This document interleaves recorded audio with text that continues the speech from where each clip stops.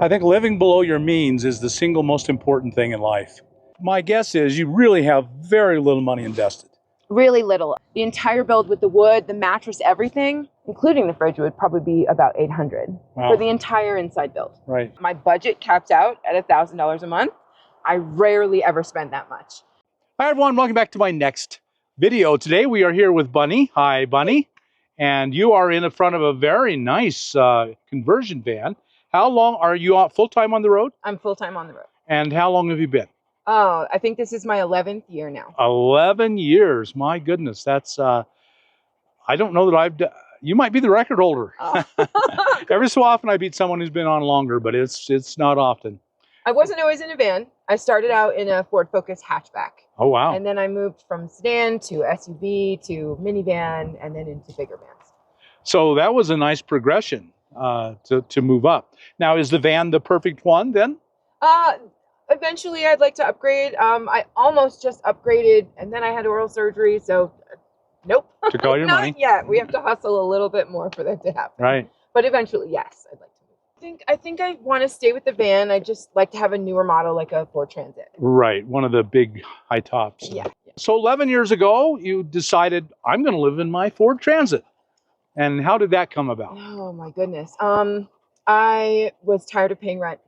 Right. I was struggling to pay rent. I was paying exorbitant fees for heat and air conditioning. I was living in Vermont and it was just out of my budget. And I had always wanted to travel, and my son was going to a high school that he was going to be spending a lot of time at. And I said, listen, do I have your blessing? I want to go until I find a place and then figure it out from there. And 11 years later, I'm still finding the place. Once you've lived this way, you kind of fall in love with it. Yeah. It's financially freeing too. And very financially freeing. When you're not paying $1,200 to $2,000 a month for rent, you have all these options, and you realize that you're not tied down to a spot. You can still stick around one area if you want to stay there for a little while, and you just have a lot more freedom. Well, why don't we take a look inside and see what you've done? Okay. So folks, let's go inside and look around. All right.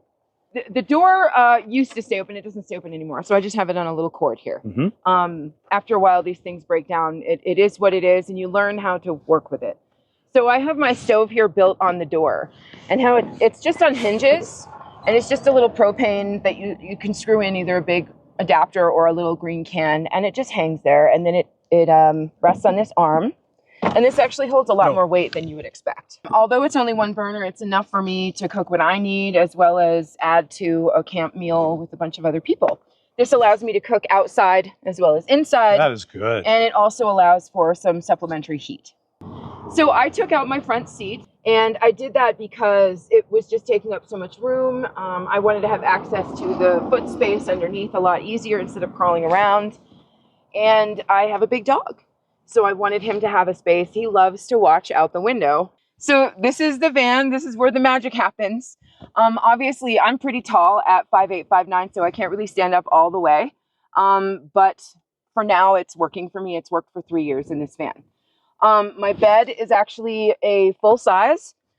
I ended up opening it up, cutting a couple rows of the coils out, and then taping it back up and sewing it back up so it would fit on this platform, because I wanted as much living room as possible. Over here, built into the recess of the window, is my bookshelf. And underneath that, I have room for my feet to fit while I'm laying down. Most of the time, I sleep diagonally. This is storage up here. These are actually light bars. They run both lengths of the van. And they were light bars. And they take up like this much space. And it was just lights. And I was like, this is ridiculous. I'm going to empty it out. I took off the cover and I lined it with Reflectix, and it goes all the way up and all the way back. And so this is like my drawer system, and that's where I shove my bottoms, and my tops go on that side. And then I have linens behind me. I have curtains on this little curtain rod here. This kind of helps separate the bedroom area from the living room area. They stay up. They're just a tension rod, and I've put bottle caps in here and then up here so that these have kind of a lip to stay on. Right. And usually in the winter, I will close these because it does help keep our body heat in a little bit better. I do have a dorm fridge. This is just a freezer and fridge. I think I paid $200 at Home Depot for that. It runs off the solar. How much solar? I have 200 watts of solar on the roof. I did not want to drill into the roof, so I actually used a method I found on YouTube, which was VHB tape, 3M VHB tape, and then Eternabond over that. Oh, yeah. On these hinges that you can get on Amazon. Yes. Yes. Yep. And so it's stayed on for 3 years, and it doesn't seem to be letting up anytime soon. I do occasionally go up there and make sure the adhesion is still secure, because I don't want to go flying down the highway and lose one of my panels and possibly hurt someone. So I do make sure and check. This is like storage. I have like toiletries up here, dog stuff, some other art supplies, and like some food and cooking supplies back there. I did have like a better way to cover that up, but it ended up just getting in my way. So I figured curtains would just be easier to reach back. And it's aesthetically, I don't have to look at a clutter. Right. This is my desk. It just pulls out. I write a bunch of things on there. Sometimes I run out of paper, but this just moves in and out. And where you're sitting, Bob, is like where I do most of my work and where I eat. And it's so that's your lounging area. That's my lounge area. Yep. And then of course I have a lot of storage under here. Under this down here is where I have one 5-gallon jug and then another 5-gallon jug behind it. And then there's like tea and coffee stuff and some more food in here. And of course the dog bowl, you have to have a bowl within a bowl when you're driving down the road. There's storage back here. My bathroom is obviously not flush or an Incinolette or anything. I don't have enough power for that. So I typically just use a bucket or a public restroom. And it's been working for me for so long that I don't even notice that it's weird for some people. It just works for me. And it's just like scooping your dog's poop up outside. You put it in a bag, you throw it out. You keep things separate, and it doesn't really faze me anymore. Sometimes it stinks. And that's why we have windows that open, right? And we can burn incense and essential oils. So we're good to go. Yep. And then that's basically the van. There's a little bit more storage under this seat. Some sauces and some more food stuff that doesn't really need refrigeration. And that is how I live in my van. And it's worked for a long time, and I like it very much, but I would like an upgrade soon. For sure. Yes. Yeah, the big Transits, Rams, spreaders, they are so much bigger and longer. Square. Yeah. You lose a lot of space to not being square. Exactly. So that's the next goal, and hopefully by the end of the year we'll have met that.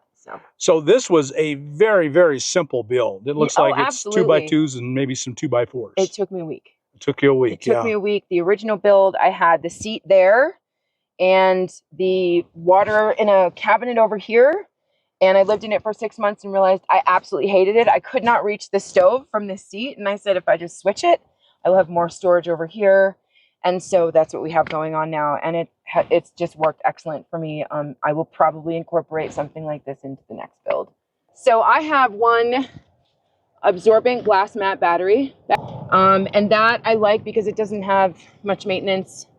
Doesn't have any fluids in it to keep checking on or anything like that. I would like to upgrade to lithium, but eventually I'm waiting to do that until I have the next van. I don't want to put any more money into this one because she's almost over 200,000 miles. So, charge controller. I have a 600 watt inverter here that runs the two 100 watt panels on the roof.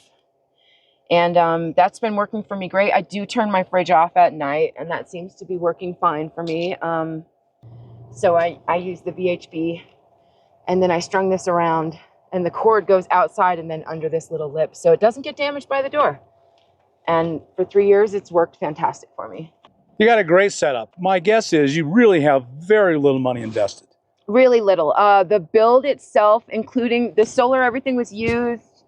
The battery and the charge controller was the only thing new. Even the inverter I got used. So that was all, the entire build with the wood, the mattress, everything, except for the fridge. Including the fridge would probably be about $800 for the entire inside build. Right. I used salvage wood. I had a build in a minivan before I bought this that I took that wood out and utilized as well. I found wood behind hotels. I found wood, from construction sites that they were not using, they let me use. I cut every corner I could to be frugal. And I'm really glad I did, because it taught me a lot about saving money and what you really need, and you don't really have to be materialistic. So I think living below your means is the single most important thing in life. If you Yeah. always live below your means, you'll always have a little extra. That's right. And That's right. boy, that's a good feeling. And you'll find what really matters. Yes. You'll find where the happiness really counts. Right. Boy, that is so important. It's not in your bank account. I mean, No. yeah, that can be a comfortable thing to know that you have a backup plan. But to know that you have really great connections with your friends, that you have made connections with places to stay across the country, right? That you are self-sufficient, that you feel resourceful and confident in your abilities to continue doing something like this, and then the freedom you can't put a price on. You cannot. It's worth any cost. Yeah. Being out here and being absolutely free. You bet. Yeah. Yep. And so you're young. How are you supporting yourself on the road? So I do remote work for a little bit of the month. I really don't work that many hours, but I'm able to support myself on that. My budget caps out at $1,000 a month. I rarely ever spend that much. And then I make other incomes from my multiple social media platforms. So. Great, yeah. But you live on less than $1,000 a month. That's impressive. Yep. It's one of the few ways in America you can live on less than $1,000 a month. It is. There are the past few months I've actually put $4,000 in repairs on my van. So some years are better than others. I'm really grateful that I was in a position to repair and keep my wheels to myself and safe. Some people aren't that lucky. Right. I think it took me probably 5 to 7 years to get to a point on the road where I really had my finances under wraps and understood what my budget was and how I could prepare for the future better. So when this last year you had to spend $4,000 on repairs, which is an older van, it's going to take quite a bit in repairs over time, and so you had a substantial emergency fund build up. I did. I also had to take out some loans, but because of the time I've spent fixing my finances, repairing my credit, paying off my debts, I'm able to have that higher credit score where I can take out those loans if need be. Right. And I also have the capacity and ability to learn how to make more money in order to repay that loan. Right. So that's what I found with most people. They, like older retired people, they go along just fine if they have some kind of fixed income. But then every so often, a big repair will come up and they'll have to get a job as a campground host or something. A little more income just to build back up the emergency fund. And that's part of it. That's okay. That's part of it. Sometimes your adventure is going and seeing all the hot springs in Idaho and having amazing, amazing views. And sometimes your adventure is hanging out in Flagstaff for the summer and saving up some money to pay off the loans. Right, exactly. Yeah. But it works. It works. It really does. And actually, you stay more out of debt that way than you would if you were in a home. Absolutely. Well, Bunny, thank you so much for sharing your home with us. You are a real inspiration. Oh, thank you so much. 11 years on the road and you still love it, and that's really, really good. And I think you've got a lot of great ideas for a lot of folk. So there's a bunch of people out there, particularly women, but a lot of men, who are afraid. They don't know. They don't know if it'll work. Do you have a message for them? Give it a try. Absolutely give it a try. Even if you just try for like a weekend or a week here and there. The first time that I went on the road, I did take a trial trip. I was in Vermont. I still had my apartment, and I took a trip up to Maine to see some friends. It was a 2-week trip. I fell in love with it the very first night. When I woke up the first morning after spending the night in my vehicle, it floored me. I was just like, I can do this. Why can't I do this? And back then, I don't think van life had even been coined a term. Yeah.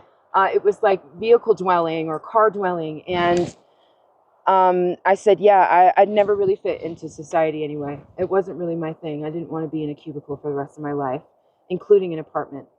So that freedom, just give it a shot. Just try it. If you like it, you'll know the very first day. You'll know right away. And if you don't, give yourself some time to adjust. There's going to be that overwhelm. There is a learning curve. Reach out to people who are already doing it. Don't be afraid to ask silly questions, because that's how you're going to get your answers. If you're scared, get a dog. Get a dog. That'll do it. Absolutely. Yep. So if people are interested in contacting you and learning more, how can they do that? So I do have a TikTok, and it's Bunny and Beyond, all one word. And I do sprinkle it with some stuff about the places I've been and how to be more careful, and also some van life tips on how to be affordable and live a cheap van life. And then on Instagram, it's Bunny and Beyond Official, all one word. And that is really where you're going to get the bulk of the van life tips, especially living as affordably as I do on that 1K a month budget. You can also find me on Patreon. I'm Bunny and Beyond on Patreon. And then I'm on YouTube, Bunny and Beyond. Very good. So go sign up for all those right now, folks. Be a subscriber. I'll see you there. So thank you so much, Bunny, for sharing your life. Folks, if you got anything out of this, and I know you did, like us on YouTube, subscribe to the channel, hit that thumbs up button, and we'll talk to you later. Right on. Bye now.